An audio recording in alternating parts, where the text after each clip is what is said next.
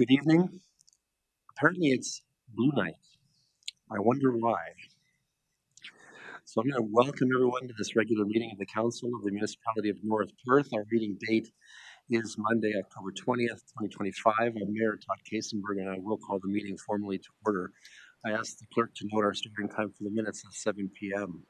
A warm welcome and greetings is extended to councilors, staff, delegations, observers, and Blue Jays fans who will participate in this meeting regardless of whether being physically in attendance in the council chamber, in Listowel, or being connected through web technologies. We begin tonight's meeting with the playing of O Canada. Those in chamber are invited to stand as able.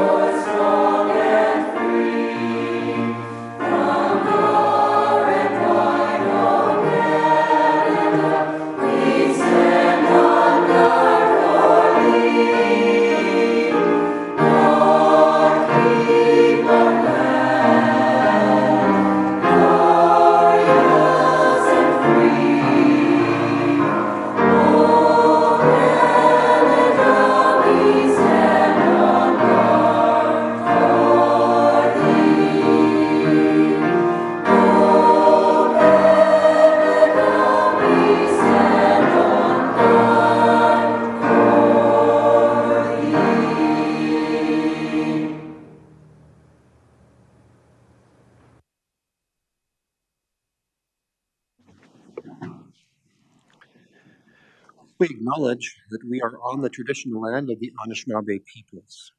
We wish to recognize the long history of Indigenous peoples of Canada and show our respect to them today. We recognize their stewardship of the land. May we all live with respect on this land and in peace and friendship. Tonight's meeting is being streamed live on the Municipality of North Perth YouTube channel and will be available there after the meeting as an archived video.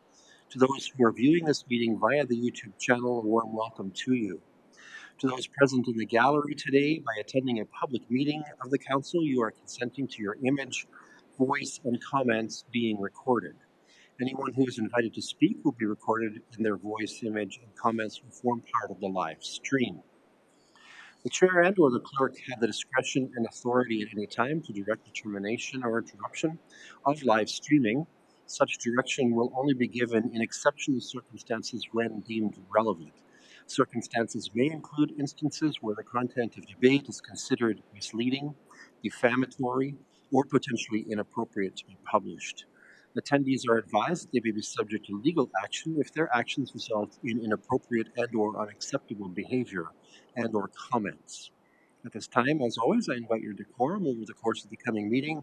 I have regrets tonight from Councillors Matt Richardson and Leanne Andreessen. Let's move to item 5 on our agenda pertaining to pecuniary interest.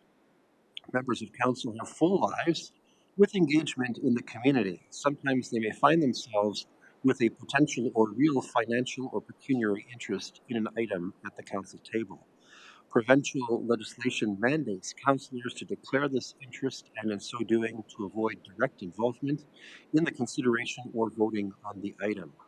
I invite all councillors with a perceived pecuniary interest, including those who have already so declared in writing, and I don't think I've seen one tonight, to verbally advise the chair in public session. Documentation is to be submitted, if not already done, pursuant to council procedures. Councillors may declare now or at any point in the meeting should such interest be recognized. And I see Councillor Johnston looks like he'd like the floor. You're welcome to it. Thank you, Mr. Mayor and Council and staff and visitors. I would declare on item 12.1 the South Maitland River Drain. I'm an officer of a corporation that owns land assessed in that drain, and subsequently also 17.1, the confirmatory bylaw. Thank you. Thank you, Councillor Johnston. Any other councillor wishing to avail themselves of this opportunity to make a declaration? Seeing none, let's move forward. As chair of this meeting, I'll manage the flow of proceedings tonight and largely in accord with our agenda and rules of procedure. Some may be participating remotely by web conference. Should they wish to speak, they may draw the attention of the clerk to this using the conferencing technology's text chat function. If technical difficulties arise for remote participants, we have Simon on duty tonight and he will provide an assist. Let us now focus on the people's business. Part of that focus is achieved when those in chamber silence and put away their phones. Regarding item 6 of our agenda, I have a resolution for our consideration to approve the agenda as follows: that the agenda for tonight's meeting be approved. Moved by Councillor Anstett, thank you, and seconded by Councillor Rothwell. Any discussion or debate? Seeing none, let's have that vote.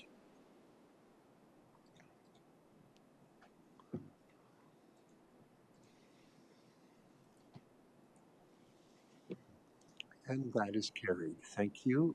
Let's move forward then. That brings us to item 7 on our agenda, the so-called consent agenda. Consent items are placed on our agenda because they're believed to be non-contentious, yet they may warrant Council's recognition and or action. Grouping them expedites our business. However, any councillor wishing to extract an item from the consent agenda for discussion, debate, and individual action may do so. There are 10 items on the consent agenda tonight, including the minutes of our last regular meeting of Council. Colleagues, anything to extract here or any corrections you'd like seen made to the minutes? Councillor Roth. Thanks very much, Mayor Kiesenberg. Good evening, council, members of staff, and public. I'd like to just speak quickly to item 7.4, the well inspection reports, please. Okay, thank you. Anyone else with an extraction or discussion item? All right, as we have usually done, Councillor Rothwell will turn the floor over to you on 7.4. Thanks very much, Mayor Kiesenberg, and council. Again, it's our responsibility as council to entrust our staff to ensure that our wells are properly maintained and so on. The 160 pages or 140 pages of reports in all our various wells show that our staff have done an excellent job, and I'm going to commend them for that. And thank the province for the continued operations of our inspections of our wells. Thanks very much. Thank you, Councillor Rothwell. I think you said it well on behalf of all council. Anyone else before we consider the resolution? Okay, seeing none, I have a resolution as follows. A consent item 7.1 to 7.10 be received for information, and the minutes of the October 6th, 2025 regular council meeting be adopted. Can I call for a mover? Councillor Johnston, seconded by Councillor Nornham. Any discussion or debate? Seeing none, let's have that vote.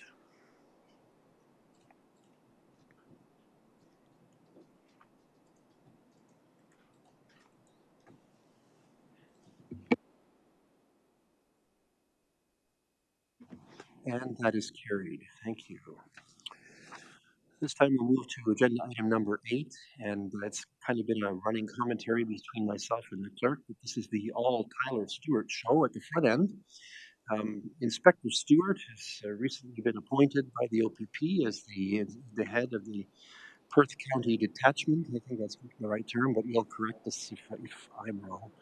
It was certainly my privilege to participate in the hiring process for Mr. Stewart. He's here from 3 different delegations, but the first one is this opportunity to introduce himself to this council and answer any questions that we might have. So, Inspector Stewart, if you'd come forward and introduce yourself so that we have a sense of who you are. He's wearing a very fine suit tonight.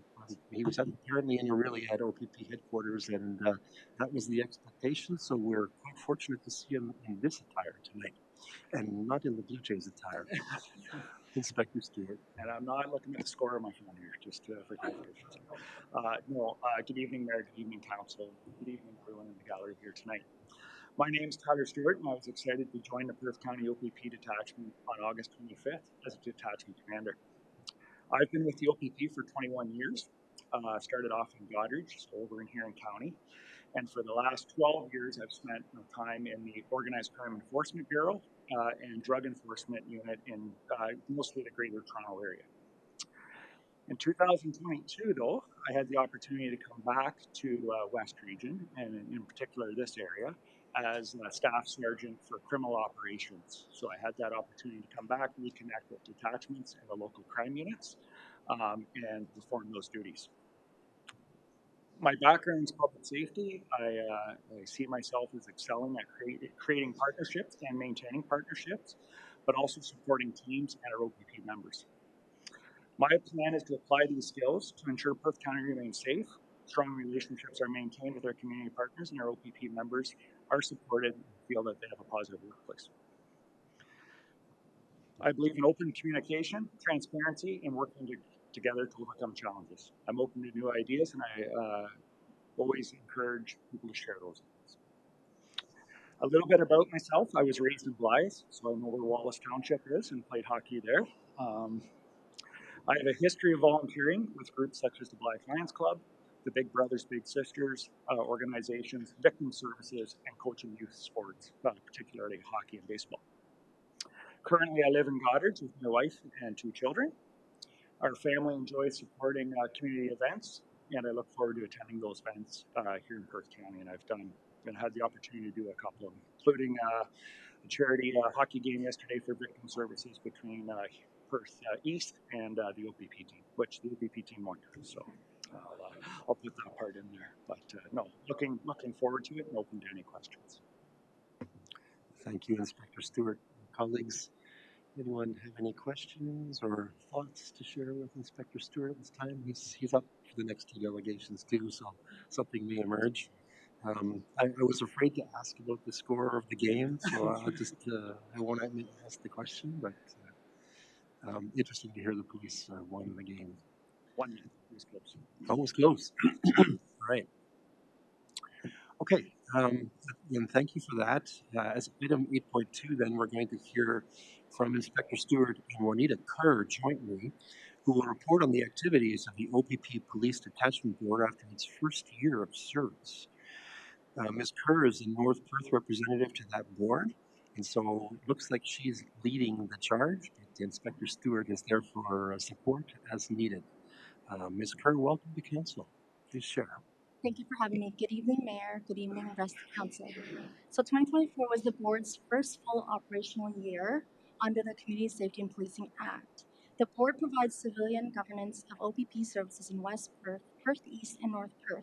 The focus this year was on building transparency, accountability, and foundation for effective oversight. Board composition, we have 8 members represent municipalities and the province, so councillors and community reps from each area, plus 2 provincial appointees, which are pending. Members completed record checks and took oaths of office, and the terms aligned with municipal council terms, so up to 4 years. In governance and policy development, we established leadership roles. Chair Todd Kiesenberg, Vice Chair Jerry Smith, Secretary Daniel Hobson, and key policies adopted were terms of reference and abuse policy. Policies are public and reviewed regularly. A part of our training and compliance, all members completed ministry-mandated training covering the CSPA, human rights, systemic racism, and Indigenous awareness. This ensures fair and informed governance. For the board, we joined the OAPSB group insurance program for liability and indemnification coverage, ensuring proper protection and compliance. A big part of our year, though, we focused on the budget and financial oversight. The 2025 budget was approved in October, covering insurance, training, admin costs, communications, and remuneration. Costs are shared equally among the municipalities. And there is a breakdown as well in the budget for that too. We had 4 meetings which were held in 2024. Highlights include forming the board, adopting procedures and policies, approving assurance, and finalizing the 2025 budget. All meetings were public and documented. Overall, the main purpose of this board is to have regular reports from the detachment commander, which covered crime trends, traffic enforcement, and safety campaigns. The board supported wide checks, youth engagement, and crime prevention, and collaborated on the CSWB plan. And for public transparency and communication, we have an agenda which included minutes and policies that are publicly posted for the public to read and go over. The community input is always welcomed, and this annual report demonstrates the board's ongoing commitment to openness. In conclusion, the board's first year to establish strong governance, collaboration, and transparency. Focus moving forward is to strengthen oversight, community engagement, and accountability. Thank you to the municipality's staff and OPP personnel for their partnership. Thank you, Ms. Kerr. Inspector Stewart, did you have anything that you wish to add to the report?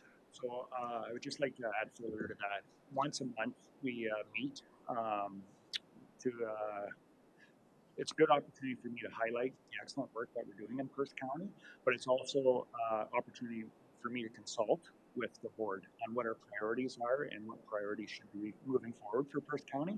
So it's a great opportunity to have, as Juanita said, transparency, open feedback, and work together to make sure that we're all on the same page and everything's moving in the right direction. Thank you very much. Colleagues, questions or comments? Councillor Rothwell, you're leaning in. Thanks very much, Mayor Todd, and thank you very much for your presentation, Juanita. And so the question I have is the two provincial appointments. Do we know when the province is actually going to be appointing those two representatives? I don't. Mayor, I don't know if you can expand on that, but We are not seeing a whole lot of effort across the province. I think on these new boards, the provincial appointees have largely remained unappointed at this point. The province has shown some interest recently in appointing members of provincial representatives to health unit boards, so we figure they're just moving their way through the queue. Thank you. I just wanted to say that, I mean, clearly the province made the changes to police services boards, and obviously it's important to them, so hopefully they'll see the importance of bringing the two provincial appointees on as soon as possible to get caught up with the training and so on that the team has done here so far. So hopefully they'll make those decisions forthwith in appointments. So thank you very much. The training curriculum actually was quite assertive, and it took quite a bit of investment on the part of the board members to participate in that training. It was 16, 20 hours worth of training. That's a lot. So it was a pretty intensive experience, and I'm grateful for it. Although at times I thought that the formatting of some of the learning components is pretty awful, but generally the content was powerful and compelling, useful. Councillor Johnston. Thank you. I'm not sure who the question's to, Inspector Stewart or Juanita or Chair Todd. When we had our North Perth board, we got our North Perth stats. Do we still separate those stats, or are they on a county-wide basis now? Just so we can see, you know, if North Perth needs more officers, less officers, or what we're doing here locally. Thank you. so as of right now, those are at a county level stats. I am open. I mean, I've been here for 40 days, but I am open to look at dividing up those stats so that you get a clear representation of what each municipality within Perth County looks like. So I will take that question back, and I'll just check and see. I don't believe it would be a problem to do that as individuals, but I think that shows a clear understanding for what you need in North Perth compared to Perth County as a whole. So. And into Councillor Johnston's point, certainly I've been working with staff recently to try to formulate an approach to including some of the key stats out of policing on our dashboard. So as you'll recall, on our website we have a dashboard of key indicators and performance in the municipality, and we're just trying to identify some of the few key indices that would be useful in that context. So there'll be a little bit more about that soon, and that may intersect with any consideration around North Perth specific data. So we'll be talking. Anyone else? All right. Thank you both for your service on that front. Juanita, you've been a wonderful member of the detached from board, and we appreciate your contribution here tonight. Thank you. All right. So round three. It's like a boxing match. Round three for Inspector Stewart, but this time he's joined by the wonderful Kim McElroy, who's the Director of Social Services for the City of Stratford, which is our consolidated municipal services manager. And she, of course, acts on behalf of Stratford, St. Mary's, and Perth County as political jurisdictions united in working towards community services. They are bringing tonight an important update to the community safety and well-being plan, something that was initiated in the last term of council, I think, by the province and mandated by the province. And here we are, we're seeing the next iteration. So welcome. We look forward to the information you have to share on this subject. So good evening again. Thank you for giving us some time on your agenda tonight to present to you the updated community safety and well-being plan. For Perth County, sorry, I think it's standing closer. For Perth County municipalities, this year's plan is called Charting the Next Chapter, Empowering Safe and Connected Communities. As mentioned earlier, my name is Tyler Stewart, and I am the inspector for the OPP serving West Perth, North Perth, and Perth East. And joining me as part of this presentation, as already introduced, is Kim McElroy, Director of Social Services for Stratford, Perth County, and St. Mary's. Kim and I are on the committee, as along with Chief Skinner from Stratford Police, for the Community Safety and Wellbeing Plan Partnership Council. I hope you've had some time to review the documents that we provided in advance, but if not, I hope that our overview tonight provides you with the information that you need to adopt this plan for your municipality. In January 2019, new requirements for the Community Safety and Wellbeing Plan came into force. Municipalities from across Ontario were legislated through the Community Safety and Policing Act to develop and adopt a plan in partnership with many local service providers and community groups to address complex social issues. The plan acts as a guide for community partners to communicate, collaborate, and coordinate interventions and initiatives aimed at improving safety and well-being for all residents. The Ministry of Solicitor General created a framework to help develop this plan. This graphic demonstrates the 4 levels of intervention in community issues. In this graphic, the red area, identified as incident response, is the most expensive, as this is where resources such as police, fire, paramedics, social services, hospital emergency rooms are required to deal with people in crisis situations. The purpose of this plan is to focus primarily on the other 3 areas in order to reduce calls for service for the police, reduce the risk of our communities, leverage best practices, and capitalize on efficiencies. The more initiatives we can implement that are focused on social development, prevention, and risk intervention, the greater impact we have on our communities and to return them to the green area.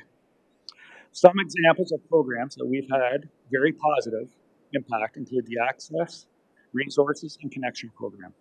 This program works in the community to address social and health issues to support individuals living in poverty. The plan partnership consists of a wide range of municipal staff, CAOs, social service providers, agencies, and organizations across the 6 partner agencies and municipalities.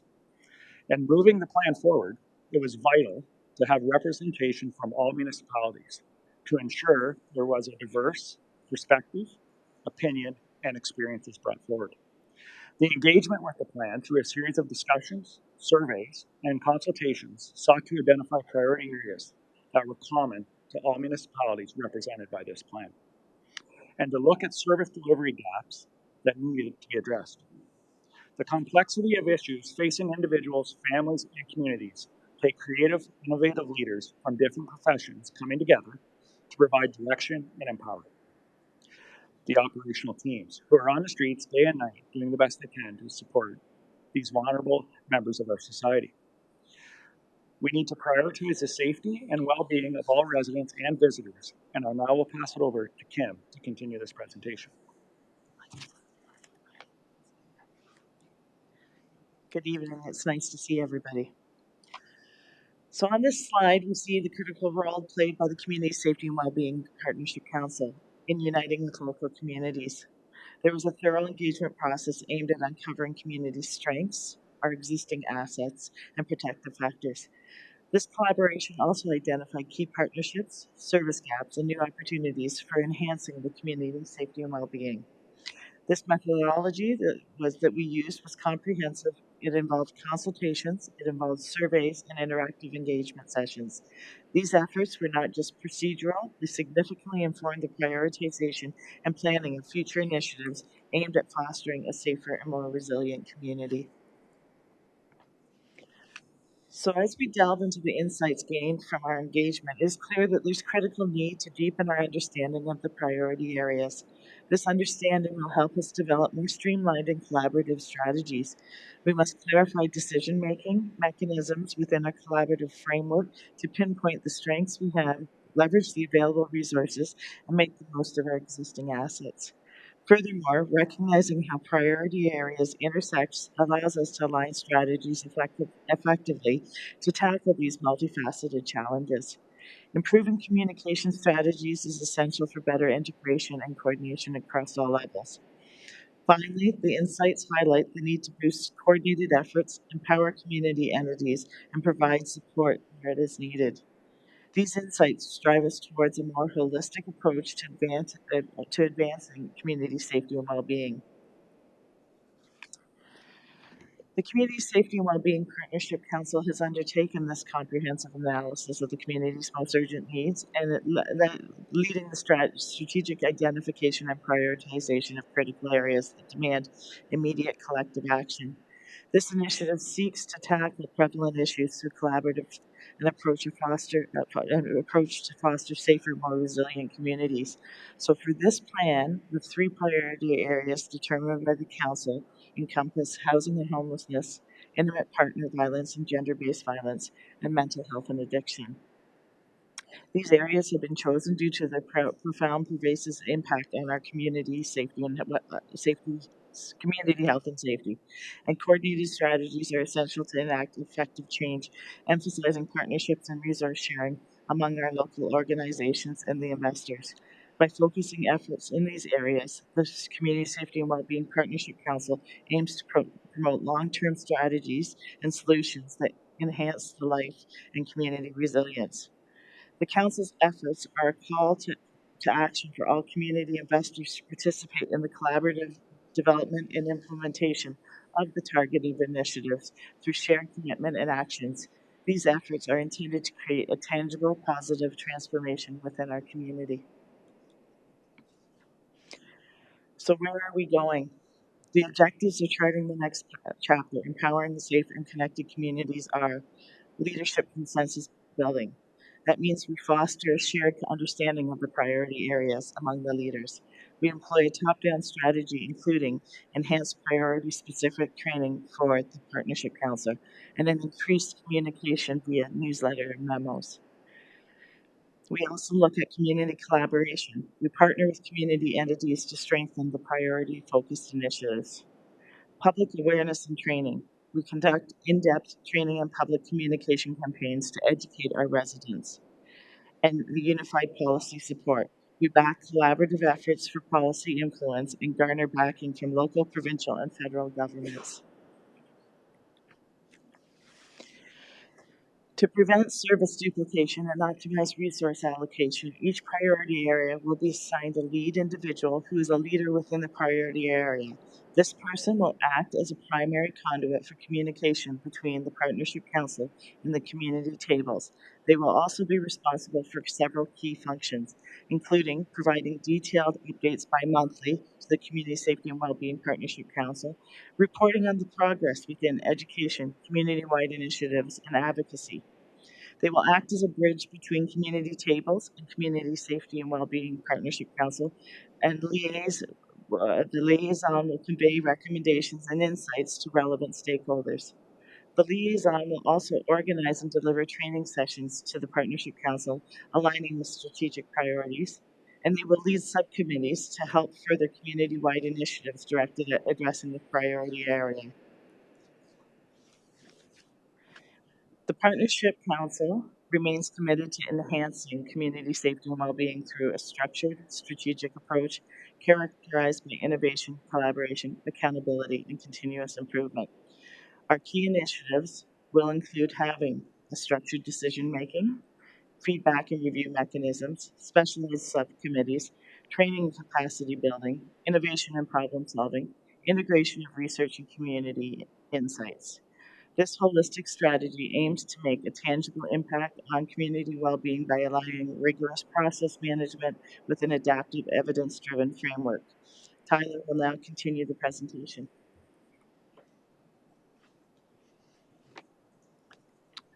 Thank you, Kim. So as we move into the next phase of the plan, there will be a strong emphasis on building a shared understanding of the priority areas while working cooperatively with Partnership Council and community tables to address gaps, build on community strengths and assets, and promote the safety and well-being of all residents in our communities. Just a couple of final thoughts before opening up to questions. I wanted to congratulate your municipality on the commitment of your staff throughout this process. We recognize that each municipality has its individual needs, and in no way, shape, or form is this plan an attempt to oppose priorities in our community. This is not a zero-sum game. This is about bringing people and communities together to understand the diverse issues, broaden the impact of successes already achieved, and leverage knowledge and commitment of existing committees. And in doing so, provide you as elected representatives with the information you need to satisfy yourselves that there has been return on your investment in this approach, and to satisfy our residents that progress is being made to make your community safer and enhance your community members' quality of life. Thank you again for this opportunity to present, and if there's any questions, we'd be happy to take them. Thank you. Sorry, I do want to just address Amy Dangle. That's here. Thank you. She's sat on your committee. I'm sorry. She sat on the Partnership Council for the last 2 terms and has input at every session of how to move things forward. So she's been a very active member. So thank you, Amy. Thank you. All right, colleagues, questions or comments at this point? Anyone? Okay, I have a question and a comment.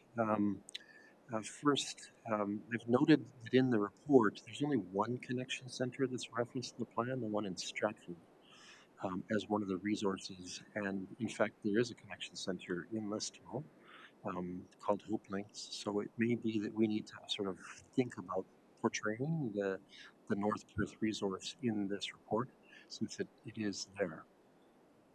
Thank you. Through your mayor, I will take a look at that. I know it is. It was noted in the housing and homelessness, so I will take a look at that. Thank you. Great, thank you. Second question, which I think is to all of our benefit for understanding, is tell us about your budget and how money is spent and whether you're supporting projects or whether that's not the purpose of this. Thank you, through your worship. So the budget is determined yearly. What it looks at is potential training, whether there's initiatives that are going on. We recently looked at, we've done some gender-based violence training or anything that's enhanced is brought to the Partnership Council. It is shared, we look at it as a shared service model in which it is divided up through the shared service model percentage. There is a 0.5 staff that is allocated to this, and they write the plan, they go out and they do the focus groups and just watch what's trending in the community and come back with recommendations. They sit on a provincial AMSA meetings and see what other communities are doing and trying to look at policies and practices as well. Do you see a time when the Partnership Council will have investment funds and can sort of work with different agencies towards the 3 priorities, for example, that were identified in this plan? Through your worship, I think we're at that point right now. where, I mean, if a program comes up or an initiative comes up, it's brought to the Partnership Council and we would look at the resources available and the money resources to put forward with recommendations. Okay, thank you. Anyone else? Does that provoke any other questions or comments? Okay, thank you. We've had amazing support tonight. I hope council feels better informed and has a better appreciation for the work that's going on in the county with Stratford and St. Mary's and Perth County as part of that model for the Community Safety and Wellbeing Plan. We certainly appreciate Inspector Stewart attending with us tonight and taking a triple shot at things tonight. We appreciate your time, and we'll proceed with our meeting with our appreciation. Thanks. All right, our agenda indicates that we'll hold 3 public meetings pertaining to matters under the Planning Act for the purpose of executing these public meetings. I'm going to use my discretion as the head of council to announce a recess that will last the duration of the public meetings. And therefore, at this time, this council is in recess. Now, let's turn to our applications tonight. First, we'll call to order a public meeting pursuant to the Planning Act for a proposed amendment to the North Perth zoning bylaw. This is a statutory public meeting to deal with an application for zoning bylaw amendment number ZN1-2025 by Grace Harper for property legally described as Plan 194, Park Lot 21 in the municipality of North Perth, municipally known as 615 Wallace Avenue South. Correspondence, reports, and comments received regarding this application will be considered by council. Those in attendance wishing to make comment concerning this application will be given the opportunity to do so. Anyone wishing to appeal council's decision in this matter must make a verbal submission during this public meeting or have made a written submission to council. Those wishing to receive notice of the decision regarding this application must notify the clerk via email, telephone, or by utilizing the public meeting sign-in sheet that is located at the back of the council chambers, giving their mailing address and telephone number. This time I'm going to call for a summary of this application, which will be offered by Nathan Garland, a planner for the County of Perth who commonly works on North Perth files. Mr. Garland, welcome back. Thank you, Mayor Kiesenberg, members of North Perth Council. I'm here to present application ZN1 2025. This is a rezoning application, so a request to rezone. The owner and applicant is Grace Harper. The location, as noted, is Plan 194, Part Lot 21, Lisco Ward. Municipal address is 615 Wallace Avenue South. And then the property is just highlighted there, just for reference to that's the North Perth Fire Hall on Wallace Avenue, so just across the road from that. So this is just opposite to that. The rezoning request is to allow for an additional 2 dwelling units on the subject lands. Currently, the lands are designated R4, which allows for a fourplex or up to 4 units on the subject property. So this is a special zone to request it to an R4 special to allow the 2 additional units to be located on the property. And as noted, there is currently a fourplex on the property, so that occupies all the unit count for the property. Therefore, the rezoning request has been triggered. Just a site photo looking at the property. So there's the elongated laneway there, parking at the back. So there's the fourplex in the front. These units will be behind the existing fourplex, located in the garage structure there partially. So there's currently an existing outbuilding there. They're proposing to reutilize a portion of that. And then also the parking, as noted, is at the back also. So there's a site plan. I've just tried to orientate that on the north direction. So that's the elongated driveway coming in there. There's the existing fourplex outlined in gray. The proposed units are at the back. That's the outline in the streeted area. Parking's along the back there also. 2 proposed parking spaces. Currently, the parking configuration doesn't quite work, doesn't quite access those. So there is 11 spaces that are required. I believe they only required to have 9, so they do meet the parking requirements as part of the zoning bylaw. So they'll just have to reorientate the parking a little bit, or they can just maintain the existing parking all the way across the back there. So either option works. The requested reduction also is into a rear yard setback and an interior side yard setback also. So the rear yard abuts just the neighbor's property at the back. Currently, there's a drainage swale and some semis across the back also. So on the neighbor's property, there is a drainage swale that's located there. And then located on the interior side yard setback, there's also the North Perth drainage works that are located there and a larger evergreen shrub. Currently, there are buildings and structures, and parking is located on the property. No modifications to the encroachment of the rear yard. So currently, the building is there. They're not proposing to encroach any further than what's existing. So they're looking just to maintain that hard edge as it is. One question was raised previously, and there was actually another individual who called in tonight just before council to request some information just on the drainage features that are located across the back of the property.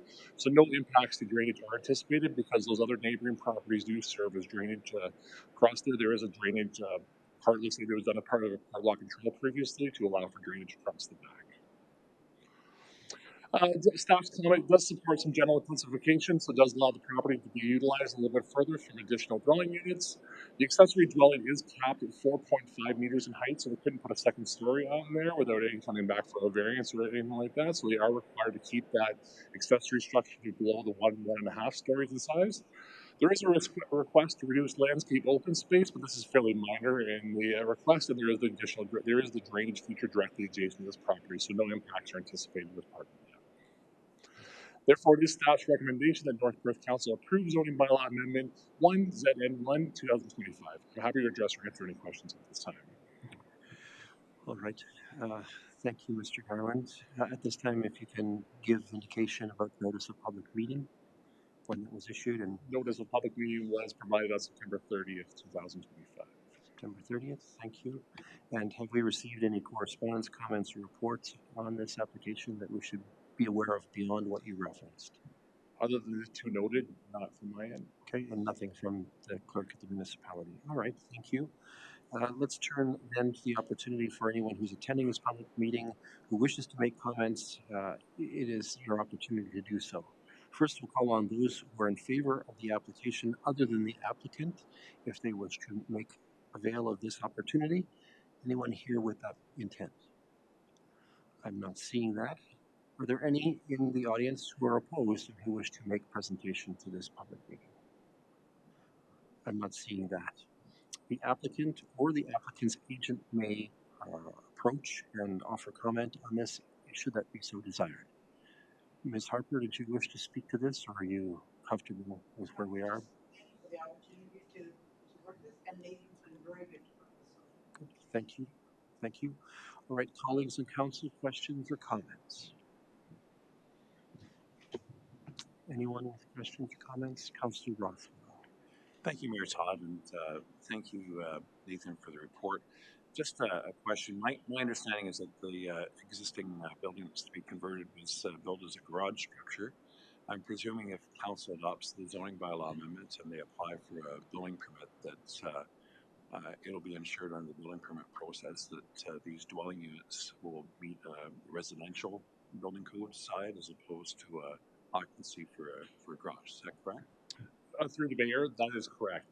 This actually application was triggered through the building permit review, so they have applied for a building permit currently to upgrade the structure or modify the structure to a residential standard.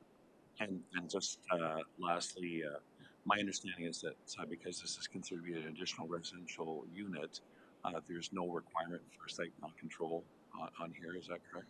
Through the mayor as well, too. Yes, correct. Because it's below 10 units, there's no additional site plan requirements. So they could provide a detailed site plan, just making sure that they could meet those zoning requirements still. Yeah. Thank you. Great. Thank you. Anyone else with questions or comments? Do we have any indication about affordability of the net new units? Through the mayor, I might ask the applicant to speak to that. We really didn't have an affordability discussion if they're able to. What is that, sir? Just if you're going to use affordable units, well, if you need to do an affordable unit. No, just whoever would like to, whoever can apply. I think through the mayor to the record, whoever is available to rent the unit out. I know we have had some brief discussions, and I don't mean to put words in, but just around the CIP process or the application process, so that may be a consideration in the future.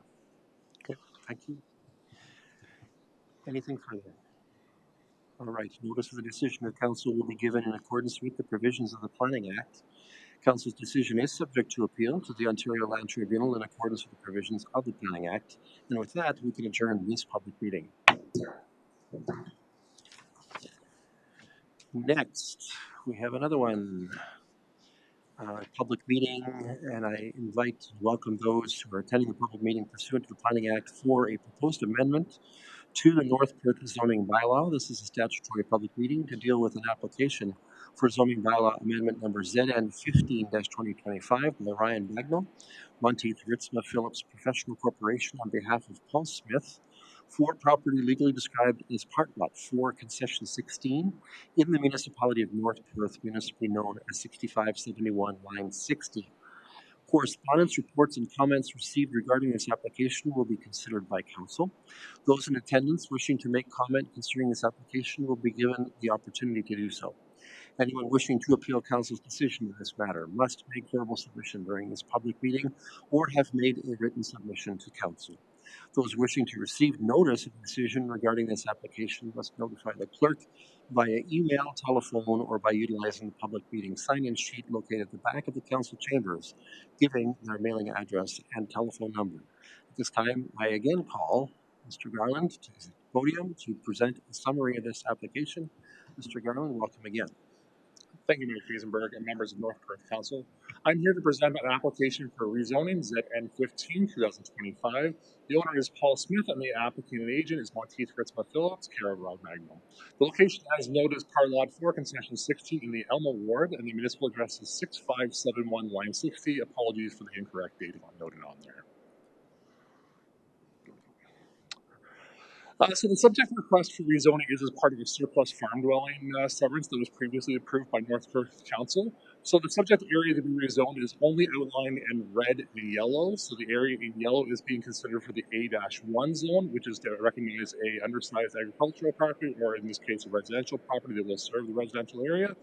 And then the retained farmlands are outlined in red, so those will be the only areas affected. That would be rezoned to a Z-62, which would prohibit a house from being located on that retained farmlands in the future. There would be no development located in the natural environment zone, therefore there's no request to rezone the natural environment area. Just an outline of the proposed request. So the location that's noted to be severed was approximately those sizes. The retained areas was 0.57 hectares. The location to be severed was 39.6. So the agricultural lands are being transferred to a qualified agricultural operator. And just for council's consideration, note the subject property line now does line up with the neighbor's properties. There was just a bit of a discrepancy when it came in previously, so the area does line up across the back of those two properties now. So this is to satisfy condition of consent B16 2025, which was supported by North Perth Council. Notice of public meeting was provided on September 30th, 2025. As noted, the rear line aligns with the neighbor's properties now, and the rezoning is requested for an A-1 and an A-62. Staff are supporting the application, and we would ask the North Perth Council considering approving application ZN 15 2025. I'm happy to address or answer any questions at this time. Thank you, Mr. Garland. Let's check in on correspondence, comments, and reports received. Anything that either of you have to report? All right, so the clerk says no, and Mr. Garland says no. That means we can turn this over to those who are attending for the purpose of comment. First, we call on those who are in favor, other than the applicant. Anyone wishing to avail themselves of that opportunity? I'm seeing none. Those who are opposed? Anyone here wishing to speak in opposition? Seeing none, the applicant or the applicant's agent, do we have any requests from them to speak? Thank you. And therefore, we can turn this over to council with questions or comments. Anyone?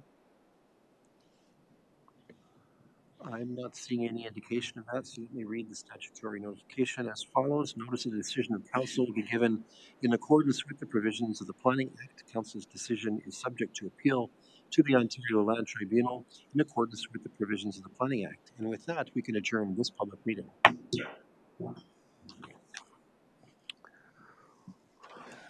We have one more. We'll call this public meeting to order. Welcome to those who are attending the public meeting pursuant to the Planning Act for a proposed amendment to the North zoning bylaw. This is a statutory public meeting to deal with an application for zoning bylaw amendment number ZN 13-2025 by CRC Holsteins on behalf of Graham and Marilyn Bowman for property legally described as Lot 34, Concession 5 in the municipality of North Perth, municipally known as 6288 Perth Line 88. Correspondence, reports, and comments received regarding this application will be considered by council. Those in attendance wishing to make comment concerning this application will be given the opportunity to do so. Anyone wishing to appeal council's decision in this matter must make verbal submission during this public meeting or have made a written submission to council. Those wishing to receive notice of the decision regarding this application must notify the clerk via email, telephone, or by utilizing the public meeting sign-in sheet at the back of the council chambers, giving their mailing address and telephone number. Mr. Garland is again up, representing Perth County as a planner. Mr. Garland. Thank you, Mayor Kasenberg and members of North Perth Council. I'm here to present ZN 13, 2025. The owners and applicants, so the owners are Graham and Marilyn Bowman, and then the applicant is CRC Holsteins. The agent is MTE OS, the agreement. The location is Lot 34, Concession 5, Wallace Ford, and the municipal address is 6288 Perth Line 88. The applicants have noted that they're not available to attend tonight, so I'm happy to go over any questions. Just a couple of pictures of the subject land. So that's the elongated driveway looking towards the back. And then just the proposed image of the barn that's existing there, as well as some of the additions to that. It's my understanding from the applicant they're proposing to remove a larger section of the barn and then repurpose, request for reconsideration for repurposing a portion of that barn into storage. So the request of land to be severed, so this is in conjunction with the severance application. And currently the request for rezoning is to the A-1, which we outlined in red, and the A-62, which will prohibit a house from being located in the future on the yellow lands. Once again, the National Environment Lands is now requested to be rezoned or redesignated. The proposed retained lands are approximately 1.2 hectares in size, so about 2.97 acres. The proposed severed lands are 39.2 acres, or 96.9 acres, slightly larger than we would typically see just because of the elongated driveway and also the geothermal system there. So they have both a geothermal system and a little bit of a longer driveway heading towards the back of the property. This is in relation to consent application B38, 2025, that you'll see later on at the council meeting. Notice of public meeting was provided, on September 30th, 2025. That's today's date. My apologies for that mistake in there. No comments or concerns have been expressed by the neighbors, and the requested rezoning is to the A-1 and the A-62. Staff are supportive of the application as provided, and we're recommending that North Perth Council consider approval in principle on the ZN 13 2025. I'm happy to address or answer any questions at this time. Thank you, Mr. Garland. We've heard about when the notice of public meeting was issued. Were there any items of correspondence, comments, or reports received pertaining to this application? Both of our knowledgeable folks are shaking their heads no, so that's a no. All right. Anyone wishing to make comments now is invited to do so. First, we'll call on those who are in favor, other than the applicant, if any. Anyone wishing to do that? No. Anyone wishing to speak in opposition to this application may now do so. Anyone wishing to be heard? No. The applicant or the applicant's agent is, you mentioned, not available this evening, but that opportunity is there if there is an agent intending to speak. No. All right, colleagues, over to you. Questions, comments? I'm not seeing any, so we will read the statutory declaration. Notice of a decision of council will be given in accordance with the provisions of the Planning Act. Council's decision is subject to appeal to the Ontario Land Tribunal in accordance with the provisions of the Planning Act. And with that, we can adjourn this public meeting. That means we can bring our regular council meeting back into session. We'll do that, make it sound official. And we will consider some business relating to those items now. First, for item 8.4, I have a resolution for consideration as follows. The Council of the Municipality of North Perth receives a report dated October 20th, 2025, entitled Zoning Bylaw Amendment Z1-2025, submitted by Grace Harper. And that the Council of the Municipality of North Perth approves Zoning Bylaw Amendment Z1-2025, submitted by Grace Harper, affecting lands described as Plan 194, Part Lot 21, municipally known as 615 Wallace Avenue South. Can I call for a move? Moved by Deputy Mayor Tellum, thank you. Seconded by Councillor Bozic. Any discussion or debate on this one? Seeing none, let's have that vote.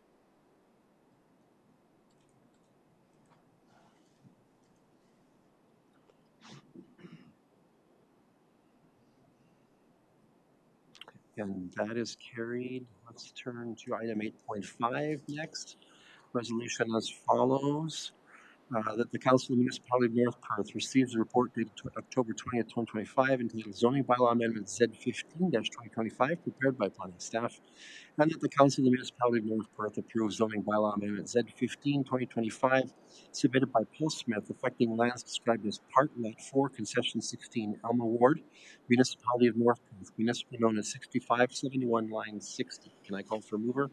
Councillor Duncan, thank you. Seconded by Councillor Anstett. Any discussion or debate? Seeing none, let's have that vote.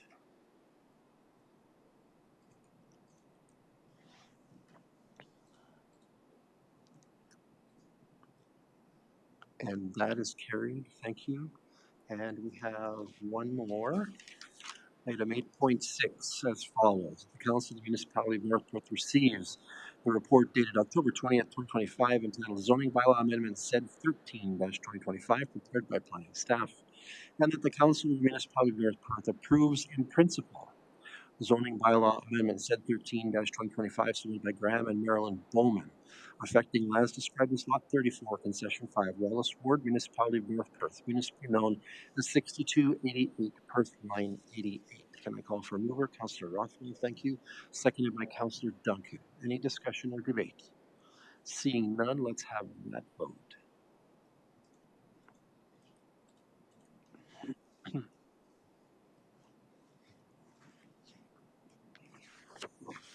And that is carried. Thank you. Let's turn now to agenda item number 9. First up are items from the Development and Protective Services Department as item 9.1.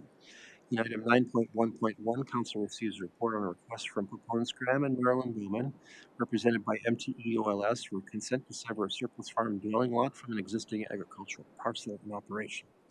Property is in the Wallace Ward of the Municipality of North Perth. Council is invited to endorse the application and share that endorsement with the Land Division Committee or its designate. Mr. Garland, who spoke to this in the public meetings we earlier held and who commonly works on North Perth files, is here again to give us an overview of the requested severance. Mr. Garland. Thank you, Mayor Kaisenberg, members of the North Perth Council. This is the surplus farm dwelling severance B38 2025. The owners are Graham and Marilyn Bowman, and I will not go over all the additional details as you've heard it. However, this is a request for a surplus farm dwelling severance. The property is noted. There's the pictures of the landscape severance. It'll be just the elongated driveway and then the outbuildings, geothermal and septic around the proposed lands. The proposed area to be severed is approximately 39.2 hectares in size, 96.9 acres. The proposed lands are to be transferred to CRC Holstein, so that's a transfer of land as they are the qualified buyers for that. They are required to have a dwelling that's already surplus to their needs that qualifies them for a surplus farm dwelling severance. The lands to be retained are approximately 1.2 hectares in size, or 2.97 acres. Apologies. Staff are recommending the standard conditions applies. Standard conditions apply. Notice of public meeting was provided on August 25th, 2025. No comments or concerns were expressed by any of the neighbors on the application. Staff are supportive of the application as submitted, and staff are recommending to North Perth Council that direction be provided to the County of Perth to approve consent application B38 2025. I'm happy to address or answer any questions at this time. Great. Questions or first comments?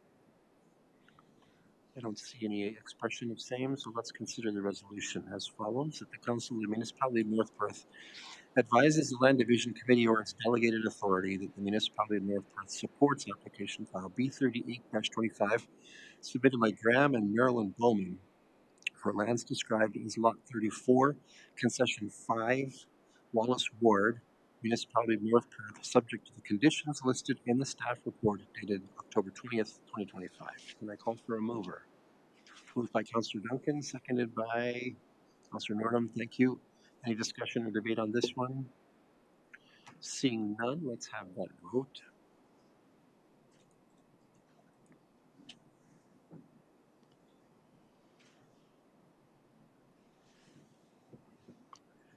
And that is carried. Thank you. That means next up is item 9.1.2. Council here receives a report on an application for plan of subdivision, file NP 23-03, and for a zoning bylaw amendment Z16-2023 affecting lands in the Wallace Ward and known municipally as 8331 Road 164.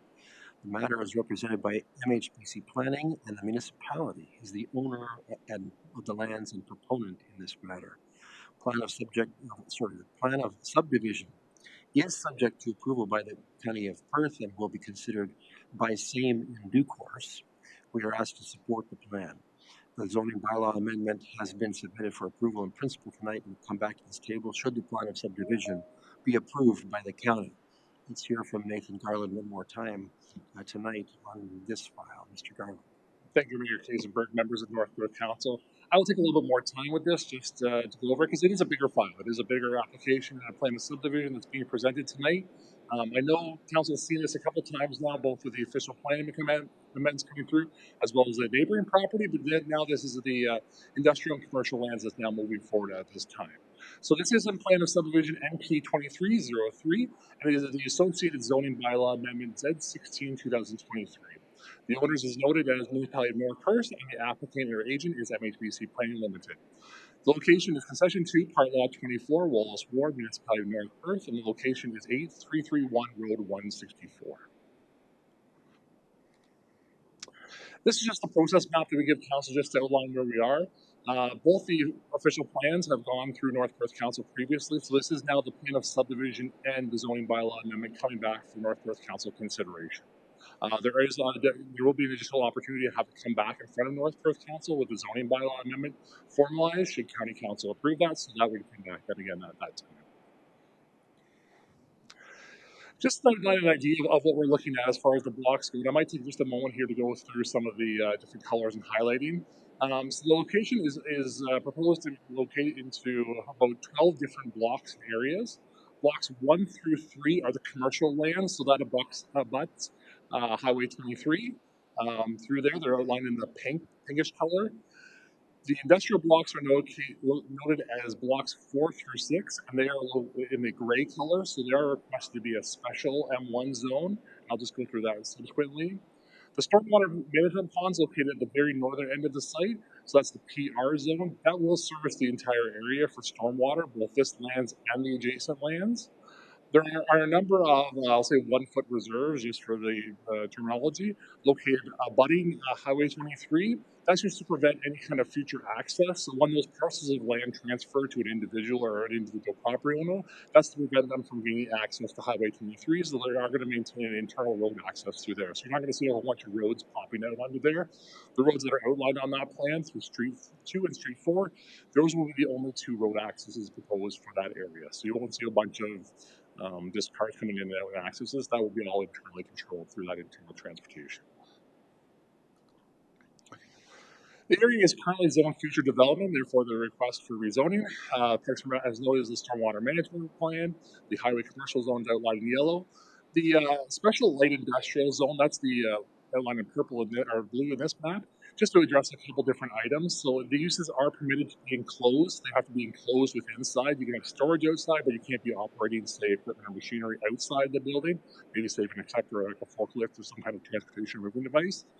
No outdoor storage is permitted, so actually you can't even store it in the other side, but there would be parking available to them. Loading bays and accesses would not be able to face the residential area, so that's one of the noise study requirements because there was the residential subdivision directly adjacent, which is the Macomb subdivision. No speakers or sound amplification is permitted, so there is no additional sound and music that's permitted outside be blasting. And then visual screening for rooftop equipment is required. So that would be located in the zoning bylaw just to identify for future owners what the expectation would be moving in there. In support of the application provided, there was an archaeological study, environmental impact study, functional servicing and stormwater report, geotechnical investigation, noise study, transportation impact study, and a planning justification report.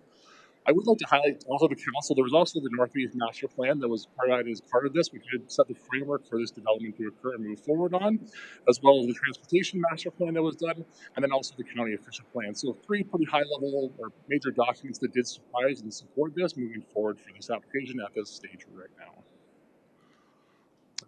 28 conditions are recommended as part of the draft plan conditions that would go towards county council. The standard of subdivision agreement, that's fairly standard with all applications. It does outline additional noise work required, so this would be up to the applicants moving forward Depending on the type of operation they would like to move in there is some additional noise work required.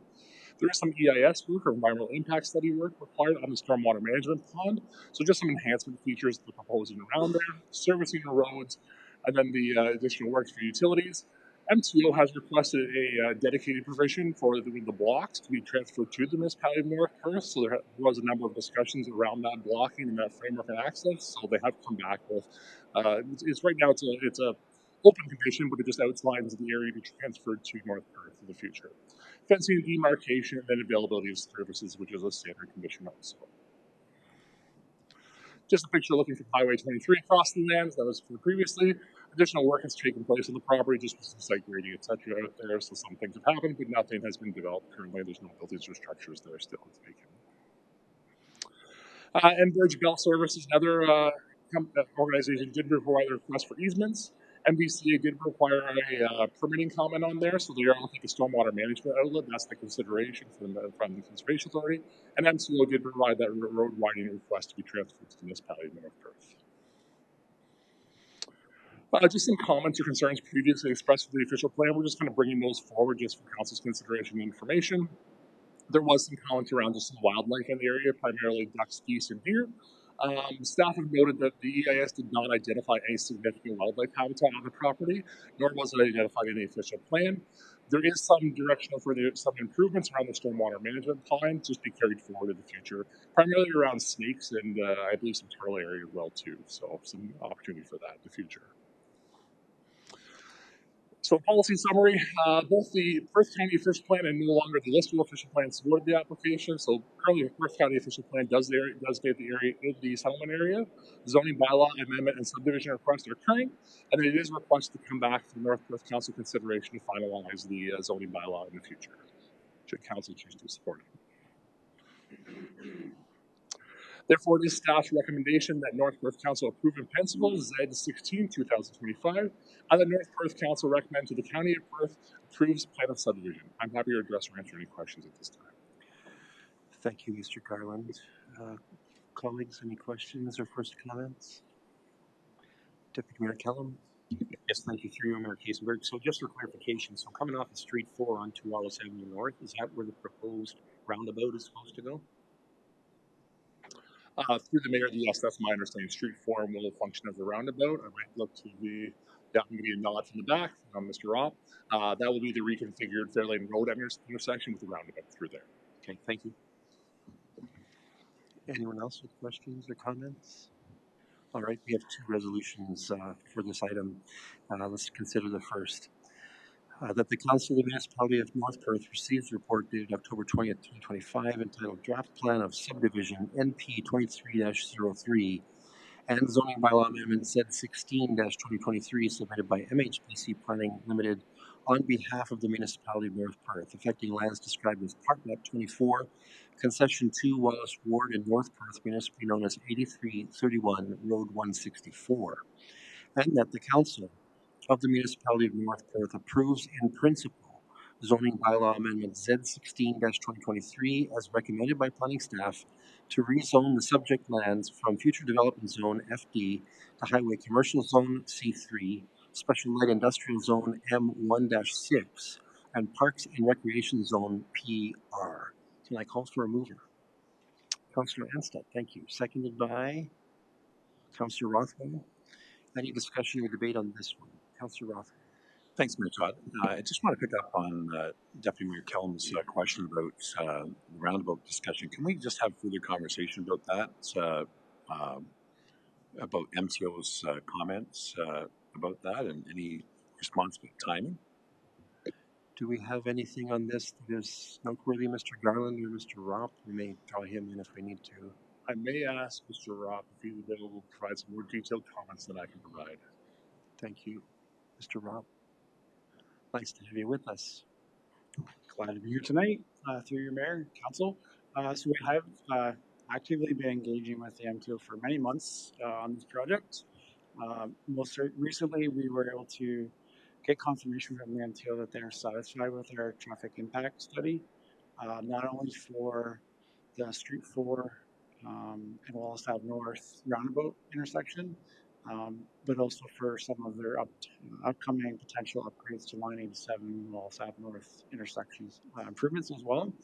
They haven't been able to share to this point what those intersections improvements will be at their intersection that they control, being Line 87 and Wallace Ave North.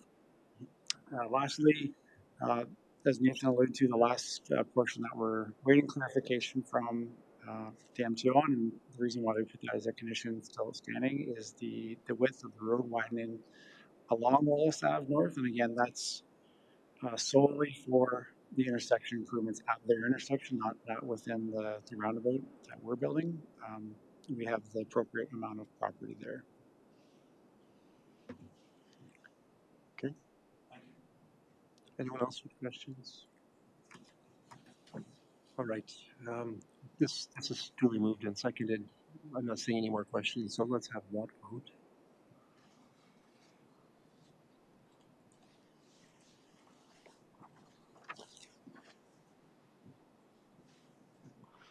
And that is carried. And the second matter with this one is as follows. The Council of the Municipality of North Perth recommends to County Council that the application for draft plan of subdivision number NP 23-03 by the Municipality of North Perth be approved, subject to the conditions listed in the report dated October 20th, 2025.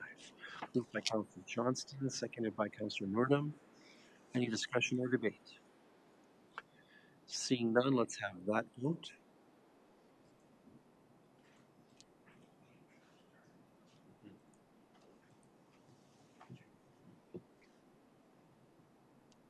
And that is carried. Thank you.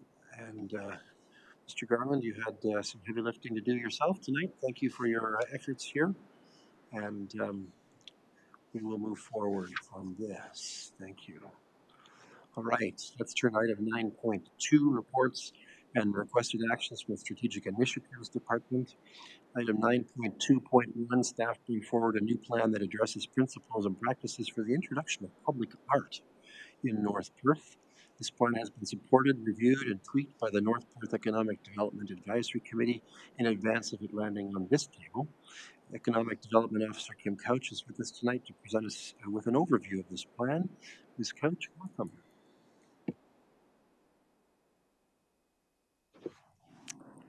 Thank you for the opportunity to share about the public art implementation plan.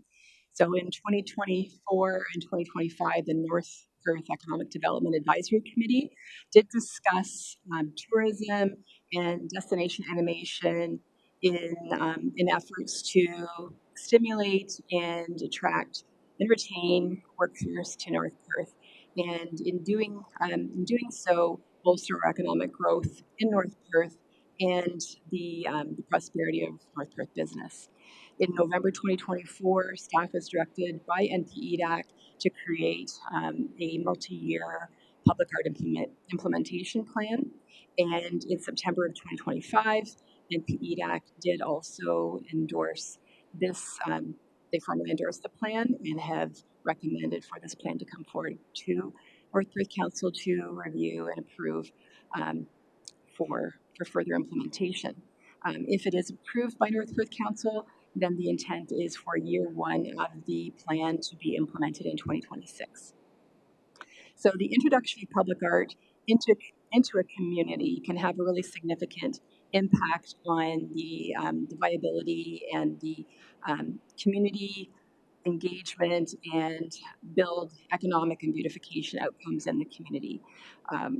The purpose of this plan is to provide guiding principles and clear direction for NPEDAC and staff and the public as we introduce and manage ongoing public art implementation in North Perth.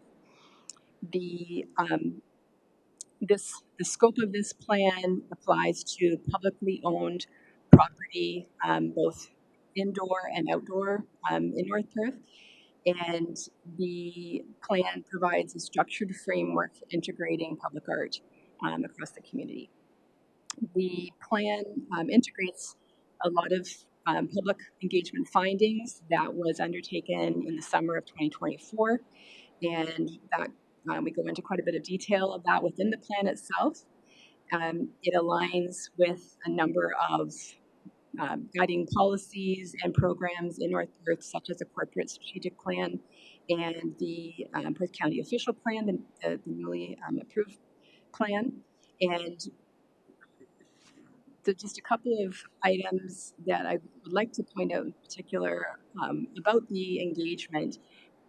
The public was engaged, and we had a really strong response across a lot of all different demographic ages. So we were quite pleased about that, with extra emphasis on the engagement from youth and what they valued in public art and why they would value it in North Perth. And the top reasons for investing in public art were to beautify our streets and public spaces, to inspire and uplift people, to tell stories and convey local identities, and then to create welcoming spaces. And those findings were relevant across all age groups.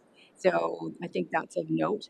The engagement also did identify key art themes and characteristics, favorite types of public art, and location preferences. And all of these, in addition to the feedback from NPEDAC, will help to guide future decision making. The acquisition and selection process for implementing public art in public spaces in North Perth is also detailed within the plan. Things, although the process will definitely comply and align with the North Perth procurement bylaw, it will emphasize the opportunity for openness, equity, and fairness as we seek to have call for artists and to engage local artists and more broadly for the different projects. An annual list of projects will be approved by NPEDAC in alignment with approved budget, strategic priorities, and public engagement findings. And a temporary ad hoc panel will be created for each of the public projects. And then the results or recommendation from each of those panels will go back to NPEDAC to be approved before it would be implemented or installed. The initial approach for implementing public art in North Perth is included within the plan. And just to highlight a couple of items, there will be a few different projects that will be implemented. There will be a full site location review, partnership exploration, and the launch of the first ad hoc panel. So just to summarize, the economic development and growth opportunities from public art is stimulated through the tourism um, and workforce attraction, youth attraction, and retention that art and having a beautified creative placemaking effort stimulates. And that is why NPEDAC has endorsed this plan, and look forward to any questions or comments. Thanks, Ms. Couch. Colleagues, questions, first comments? Not seeing any, so let's consider the resolution then. The Council of the Municipality of North Perth approves the North Perth Public Art Implementation Plan, and that staff be directed to proceed with implementation in consultation with the North Perth Economic Development Advisory Committee. Moved by Deputy Mayor Kellum, seconded by Councillor Johnston. Thank you. Any discussion or debate? Councillor Blazek. Thank you, through you, Mayor Kiesenberg. Thank you, Ms. Couch, for your presentation. I didn't see this in here, and I just scanned it really quickly again. I apologize if this was in here. So, anytime that the Economic Development Advisory Committee, whatever acronym you gave it, I can't even say it as well as you can. Sorry. When they've decided on a project, does that come back to council before like actual implementation I think happens? what this policy is or plan is suggesting is that council would assign NPEDAC the responsibility to be reviewing the plan on an annual basis, and so that it would not come back for itemized review by council. So it would be the North Perth Economic Development Advisory Committee that would be reviewing would be reviewing the plan annually in alignment with the budget and strategic priorities. And then they would also be approving each individual project after an ad hoc panel reviews it to give their approval before it would go ahead and be implemented. Okay, so that means each individual location, all of that sort of stuff doesn't come to council is the economic That's what's being proposed. Yeah. Okay, thank you. Councillor Rothwell. Thanks, Mary Todd. Thank you very much, King, for the report. I'm just looking at page 336 of our agenda, which is page 14 of the report, the art implementation schedule.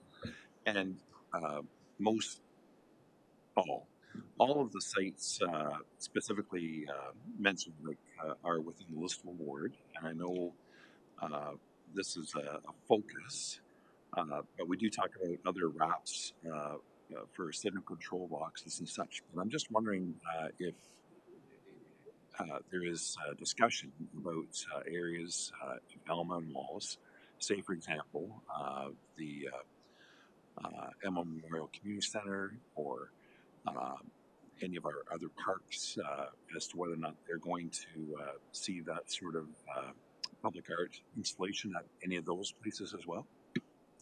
Through Mayor Kiesenberg and Council. Thank you for that question. That did come up at the EDAC and was definitely pointed interest. I think it was touched on within the plan, but we do intend to ensure that there is implementation across all of North Perth. So some of those original sites were identified in list roll just because of accessibility and availability, but the importance of having these installations across North Perth, including Atwood, Wallace, Molesworth, Gowanstown, all have been noted. Anyone else? Councillor Nordholm. Thanks for the presentation.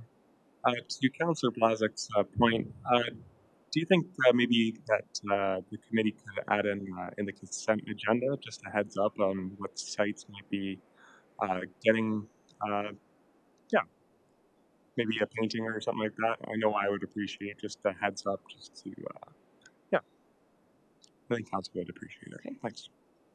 Can I clarify? Like, so are you thinking like the annual review, or you're thinking when we get down to the specific projects that you would? Because I think I believe the objective in PEDAC was to help to expedite the process. There will be a member of NPEDAC on the ad hoc panels, and they would need to review. There are 3 council members on NPEDAC, but we could certainly include that as part of the process if that's council's direction. I believe I would appreciate it if it was fairly a large project. If it's a small couple pools getting painted, I think that's fine. But maybe if it's a large project, say a large wall downtown, as a councillor, I would definitely appreciate it. Thanks. Yeah, I think, we had a significant conversation about this at NPEDAC, and I think the conclusion that I walked away with, and I'll look to Councillor Anstey to sort of check my assumptions, was that the challenge of picking art is that art is different to every person and how we perceive it and what we engage with. Certainly, we talked a little bit at that committee meeting about sort of an offensiveness check, for lack of a better term. I think make sure that it's not going to cause uproar in the community because it's significantly offensive in some way, shape, or form. But I think that the committee was fairly comfortable in the end with giving staff direction that there'd be this ad hoc committee, which presumably would involve experts and one representative of the committee in terms of the selection of projects that would come back to vetting to MPEDAC. And certainly, I think the idea of council being informed is important. I love to be informed when there's new commercial spaces being developed in town too. So I can appreciate that we want to have that information. But I think largely this plan proposes that NPEDAC has the say at the end of the day, and the vetting has already been twofold from an ad hoc committee that is a panel essentially judging, and NPEDAC sort of being the sober second thought in the process. You got anything on that, Mayor? Yeah, thanks, Mayor Kiesenberg. And I was just going to add that as well, is that when we did have a long discussion about this at the committee, and that's where we walked away from, is we wanted to make sure that it was a process that we had a sober second thought to make sure that everybody was on the same page, because like Mayor Kiesenberg mentioned, art means different things to different people, and we really wanted to showcase all of what North Perth has to offer.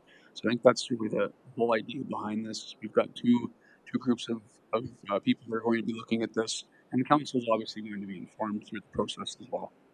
Thank you. Yeah, go ahead. Thank you, through you again, Mayor Kusenberg.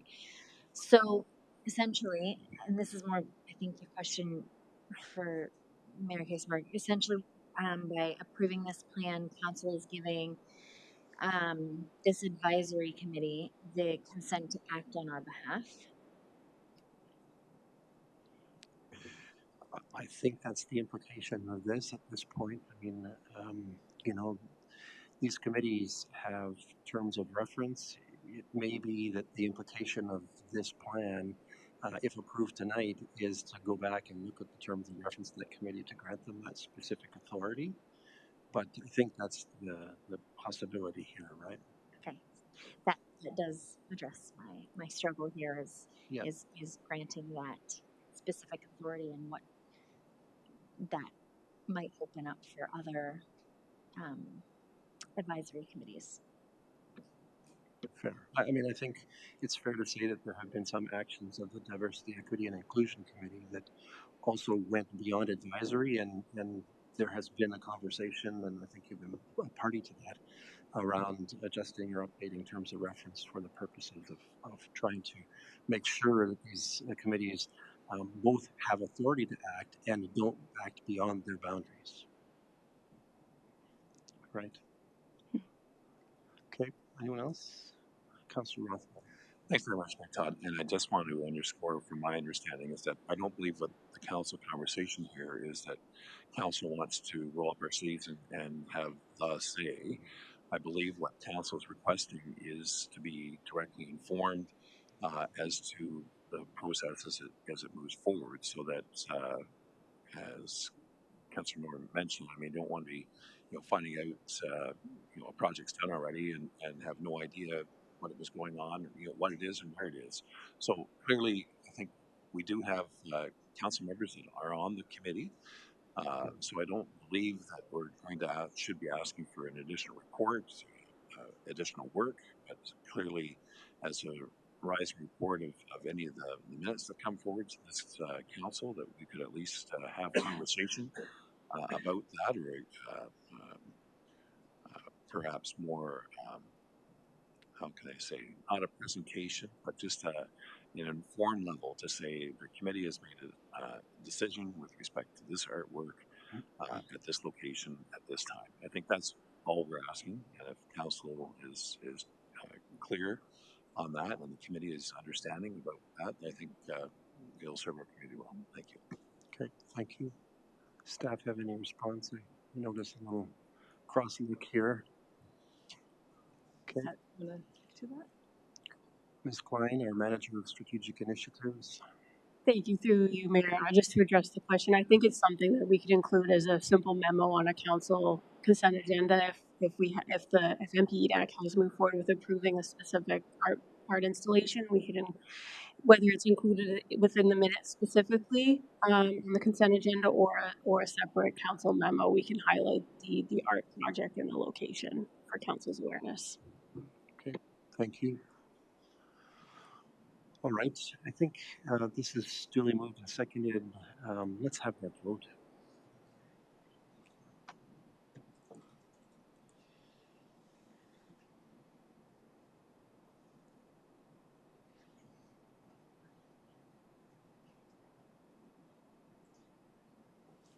And that's carried. Thank you. All right, thank you, Ms. Couch. As item 9.2.2, Council is presented with an opportunity to weigh in on proposed natural gas expansion that's being considered by the Ontario Ministry of Energy and Mines. North Perth's Manager of Strategic Initiatives, Lindsay Klein, is with us to catch us up on the province's consultation on this matter and to propose our engagement. Ms. Klein? Thank you, Mayor Kiesenberg, through you. As the mayor mentioned, I'm here tonight to provide an update on the natural gas expansion program. This program was created under the Ministry of Energy and Mines to help extend natural gas service to communities in Ontario that aren't currently served by the natural gas distribution system. It recognizes that rural and smaller communities often face significant costs to build the required infrastructure and provides provincial support to make these projects more feasible.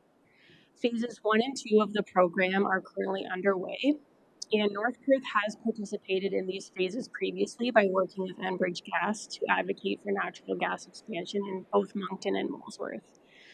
While we've not yet been successful in securing provincial funding, the Ministry of Energy and Mines is now seeking input to guide the next phase of the program. Natural gas remains a critical component of affordable and reliable energy infrastructure. Many of our rural residents and local industries rely on heating sources like oil, propane, or electricity, which are often more expensive and less efficient. Expanding access to natural gas would directly support residential growth and economic development and reduce energy costs for households and businesses. Enbridge Gas has provided a draft letter of support, which is attached to the staff report in tonight's agenda, as well as responses to the specific consultation questions posed by the ministry. Staff are seeking Council's direction to provide this letter of support to the Ministry of Energy and Mines, which will allow North Perth to reaffirm its interest in being included in future expansion plans and emphasize the benefits this investment would bring to underserved areas in our community. Taking this step ensures North Perth's priorities are well represented as the province considers the next phase of the natural gas expansion program. Thank you.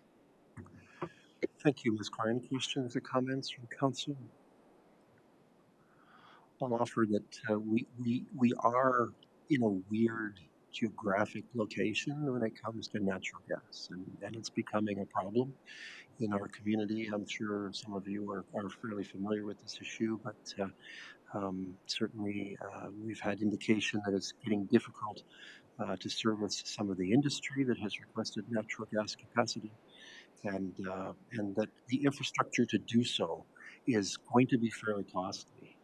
And so this is a significant issue that has probably held us back through the first two acquisitions of projects where it got so close, right? They got to Milverton, but they didn't get to Moncton. And so here we are now advocating, and the low-hanging fruit has been pulled from the tree.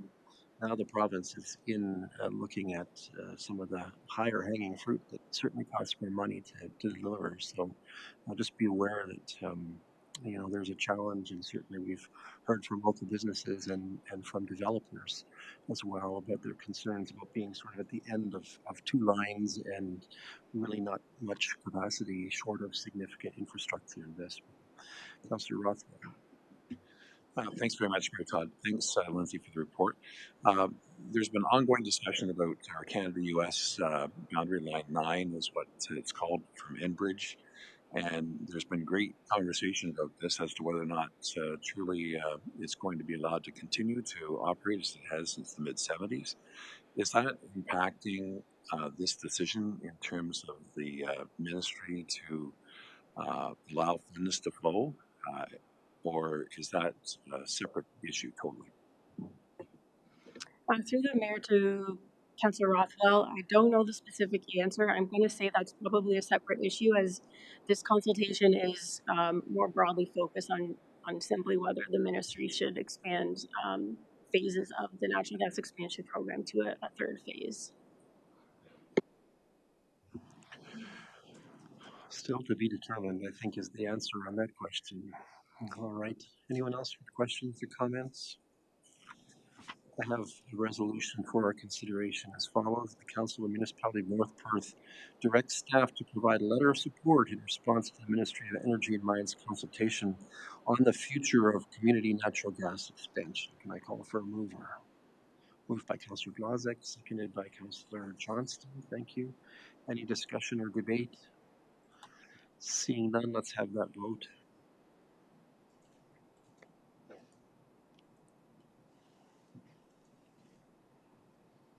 And that is carried. Thank you. Thank you, Ms. Klein, for that report. And I'm sure it was fun to get up to speed on that file. Indeed. All right, we have an item, a single item from the Corporate Services Department is item 9.3. In item 9.3.1, staff have prepared a proposed list of dates for meetings of council in 2026. call on North Perth Clerk Sarah Carter for an overview of that meeting plan. Ms. Carter. Thank you, Mayor Kaisenberg, through you. In front of you tonight is a proposed 2026 council meeting calendar. In accordance with our procedure bylaw, we do need a resolution of council to adopt the meeting dates for the next year. If you have any questions, I'm happy to answer them. Thank you, Ms. Carter. Colleagues, questions or first comments on this one?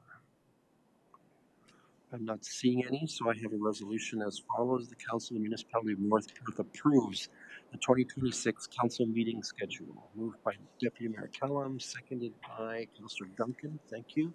Any discussion or debate? Seeing none, let's have that vote.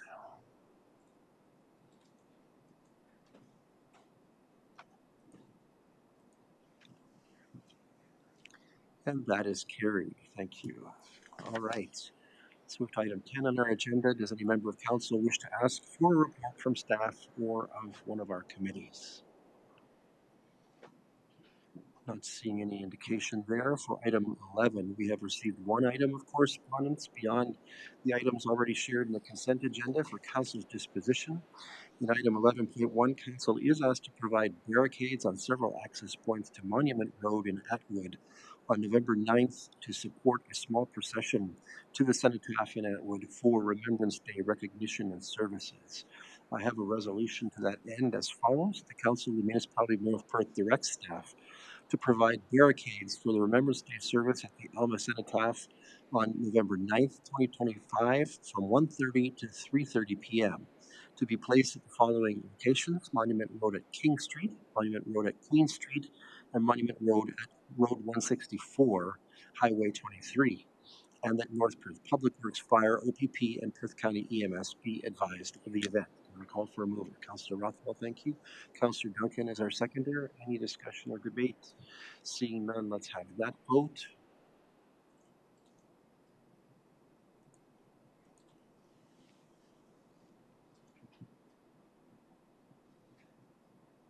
And that is carried. Thank you.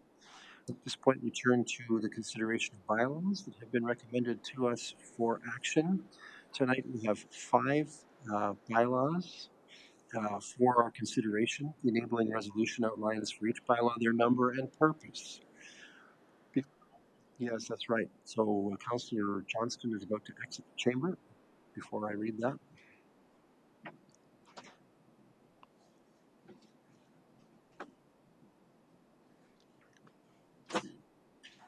Does any member of council wish to wish to question or extract one of these for more some consideration? All right, we have the five, and the resolution reads as follows. Bylaw 78-2025 and 98-2025 be read a third time and finally passed.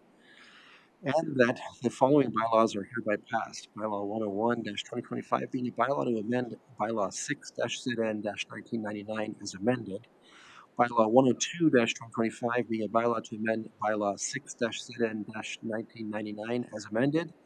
And Bylaw 103-2025 being a bylaw to authorize the signing of an agreement with His Majesty the King in right of Ontario as represented by the Solicitor General. Can I call for a mover? Councillor Anstett, thank you. Seconded by Councillor Nordum. Any discussion or debate on this one? Seeing none, let's have that vote.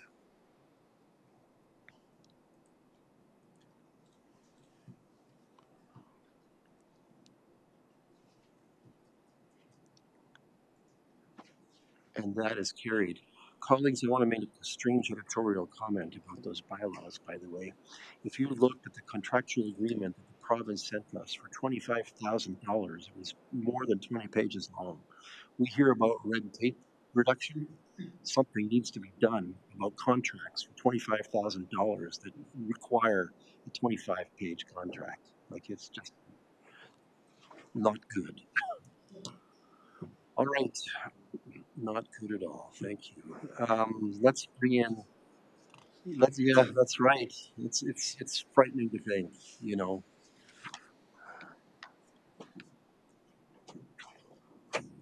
That brings us to item 13 on our agenda.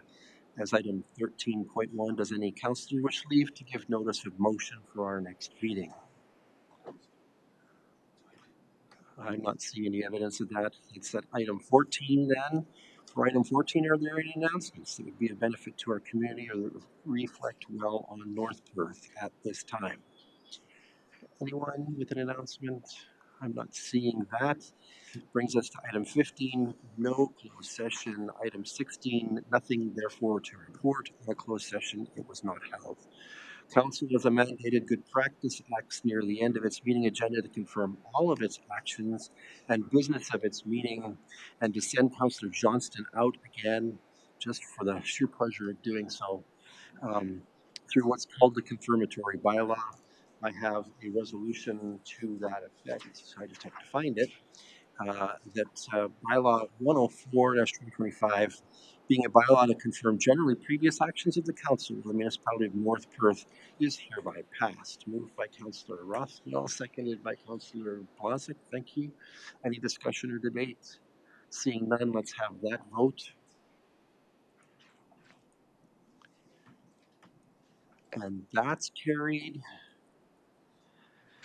And that brings us to the magic moment that baseball colleagues are excited about, our moment of adjournment. But before I do that, I will advise that the bylaws that have been touching on provincial priorities considered and passed at tonight's meeting, I am in support of and will not execute or veto. I provide that information and will do so to the clerk as part of my required duties as mayor. Now, let's consider the resolution to adjourn. The council meeting adjourns at 8:41 p.m. to meet again for general council business on Monday, November 3rd, 2025 at 7 p.m. Moved by Councillor Anstett, seconded by Councillor Blazek. It's not debatable. Let's have that vote.